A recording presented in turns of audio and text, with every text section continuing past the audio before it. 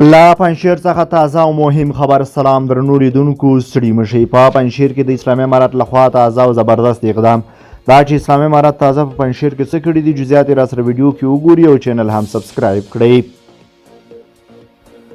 پنجشیر کې تازه د شل پراختیایي پروژو چارې بشپړې شوې دي. د پنجشیر ولایت د کلیو بیا رغونې او پراختیا ریاست مسؤلین وایي چې په یاد ولایت کې د شل پراختیایي پروژو چارې بشپړې او ګټه اخیستنې ته سپارل شوي دي. د یاد ولایت د کلیو بیا رغونې او پراختیا ریاست مسؤلین وایي چې په دغه ولایت کې د نړیوال بانک په مالي ملاتړ د 40 میلیونه افغانیو په لګښت د شل پراختیایي پروژو چارې بشپړې شوي دي. د چارواکو په خبره په یادو پروژو کې د کرنې کانالونو، پلچکونو او سړکونو او د ورته نورو پروژو د جوړولو او بیا رغولو چارې شاملې دي.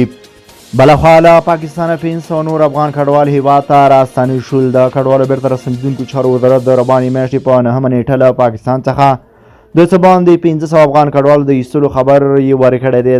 دغه وزارت د معلوماتو له مخې دغه کسان د تورخم او سپین بولدک له لارې هیواد ته راستنې شوي دي. راستنېدونکي کډوال له نوملیکنې وروسته د مرستو ترلاسه کوو په موخه د ملګرو ملتونو عالي کمیشنري او کډوالۍ نړیوالي سازمان ته ورپېژندل شوي دي. له پاکستان او ایرانه هره ورځ سلګونه افغان کډوال هیواد ته راستنېږي.